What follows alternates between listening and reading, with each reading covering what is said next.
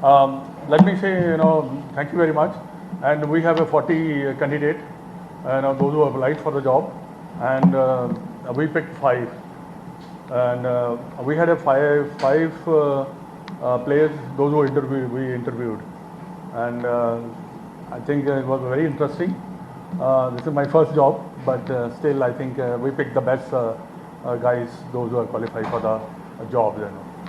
मतलब कि ये बता सकते हैं कि जो आपने 40 में से 5 उसकी शॉर्ट लिस्ट है, आप लोग कैसे पहुंचे तीनों?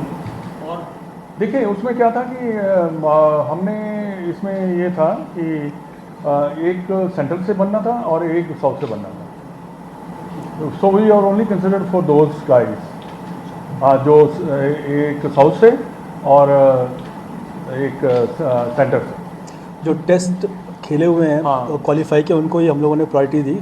सारे टेस्ट मैचेस खेले हुए थे, या कोई एक खेला या 2, या फिर जो भी. तो ये कितने दिन तो पहले आपको पता लगा कि जो सेंट्रल और जोनल बेसिस पे सिलेक्शन कमेटी पिक होने वाली, क्योंकि कुछ खबरें आ रही थी कि बीसीसीआई ने जोनल सिस्टम. नहीं देखिए वो ऐसा नहीं है कोई रूल. हमारा जो जोनल सिस्टम है सब one of the best system we have. तो उसको ध्यान मध्य रखते हुए हमने बेस्ट पिक किया है. ये नहीं है कि हम ये नहीं कह सकते भी ये बेस्ट हो सकते हैं या वो बेस्ट हो सकते हैं, बट हमने वो पिक किया है जहाँ पे जोन वाइज जो बेस्ट थे वो उनके बेस्ट थे. क्या आपको अच्छा लगा दोनों को? सुनील जोशी और हरविंदर ने जो आपको जो अपना विजन दिया, उसमें कौन सी ऐसी बात थी दोनों में जो आपको पसंद नहीं आई? They were very clear about the thought process, very very clear. For example, मैंने बोल दिया ना कि very clear whatever we ask the questions about A और B, C, जो क्वेश्चन हमें कई ऐसे भी पूछे हैं जो काफ़ी टफ थे, but they were very very clear and very very straightforward. उनकी कम्युनिकेशन स्किल के बारे में हमने पूछा, उनका उसके बारे में हमने ये भी पूछा भी आप कैसे हैंडल करोगे विद टीम मैनेजमेंट. ये सब अगर ध्यान में रखते हुए मैं समझता हूँ कि उनका जो इंटरव्यू हुआ है वो बेस्ट हुआ है.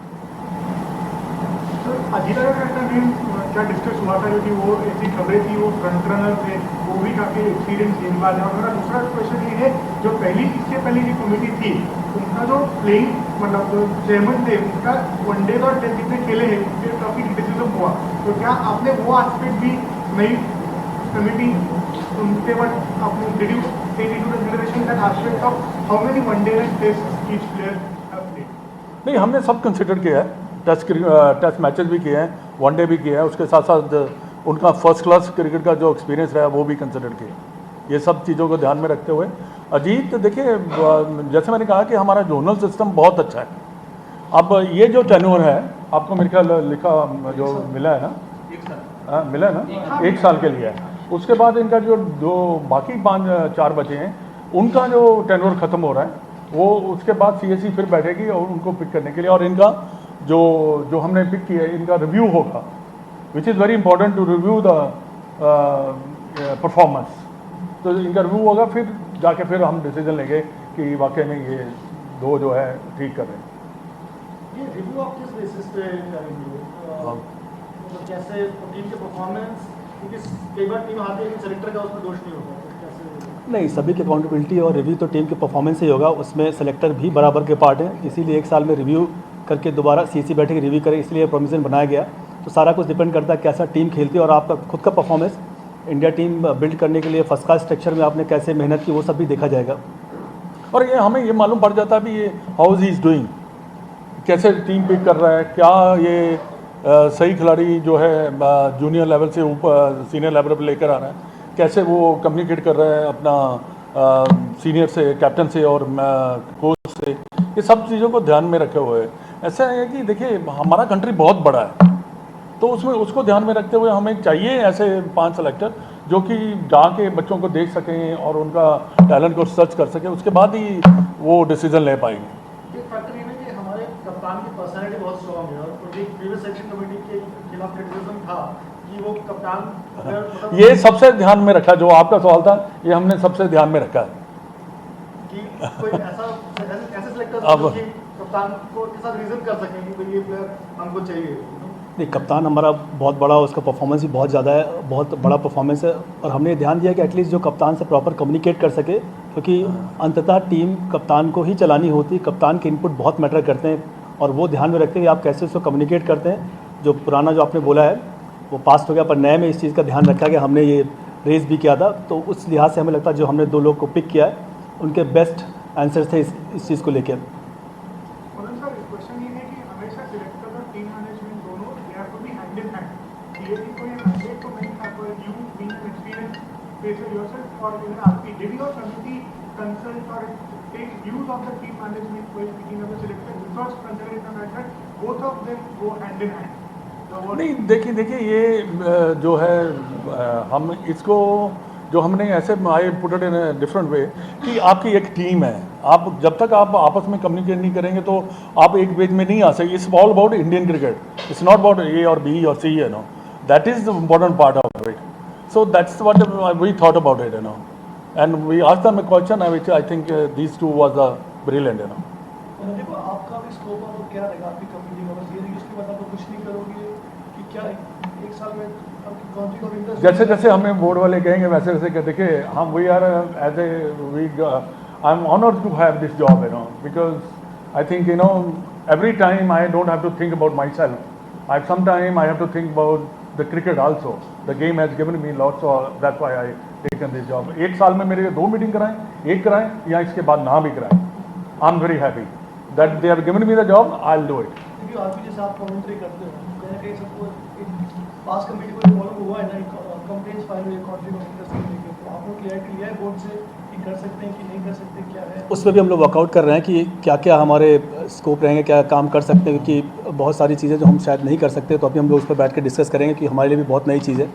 पर जो अब सर ने बोला कि हम लोग बहुत ऑनर फील कर रहे हैं इस जॉब के लिए, तो कंटिन्यू करेंगे अभी। और वो बोर्ड ने क्लैरिटी नहीं दी अब तक, मुझे सरप्राइजिंग है, ये सब पहले नहीं, काफ़ी कुछ किया है, बट ये सब कुछ clear एस्पेक्ट है जो हमें वो डिस्कस करने हैं।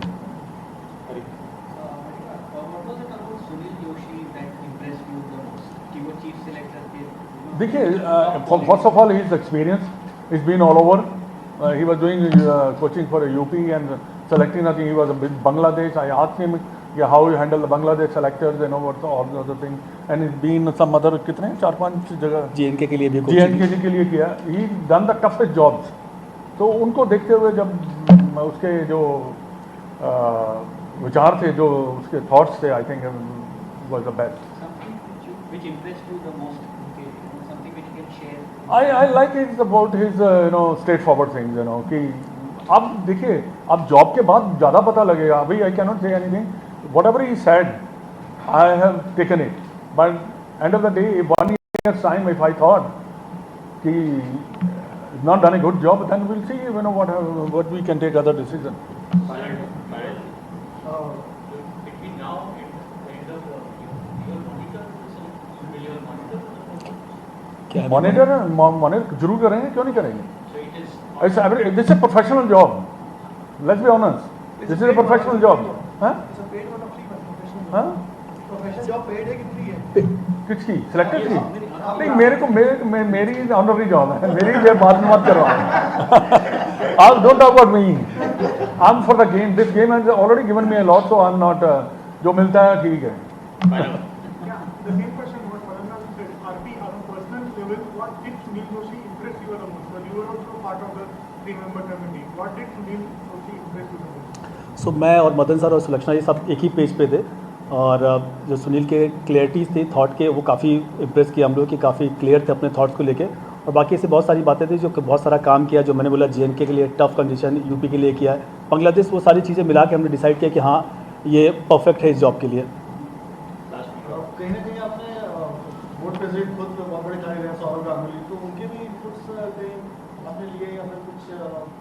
देखिए, हर चीज़ हैंड चलती है बराबर में, बट वो उन्होंने हमें इंडिपेंडेंट रखा है। ये नहीं है कि उन्होंने कोई फोर्स किया हमारे ऊपर या किसी को। That's a clear cut. This is that's he is not said a word, you know, Dada is not said a word कि आप कहता आप ही करो जो भी करना है। कल भी जैसे मैंने बताया, आपको बताया था, आपसे बात भी की, मैं क्या आप दादा से बात कर लो या चाचा से। बाद में मेरे को हाँ, तब मैंने बोलना बताया भी हाँ भी ये हुआ है। पर यह है कि उनका कोई ऐसा नहीं ना, जितने भी अपने 3 अपने बोर्ड के अधिकारी थे, प्रेसिडेंट सेक्रेटरी, इन्होंने इनका कोई इंटरफेरेंस नहीं रहा। And this is the first meeting I seen कि दे सेड कि गो एंड डू इट ना। The two selectors who were appointed, did you all speak to them about having past selectors experience? Because Sunil Joshi has primarily been more into coaching after quitting. नहीं, the thing is that when you are a coach also you are a part of the selection committee also, क्योंकि that's where the decision taken. Like आपका Ravi Shastri is also is Virat Kohli. It's an Indian team award we are talking about. So they have to get the feedback and everything. So see who can take the hardest decision, and these selectors I think they are capable of taking it.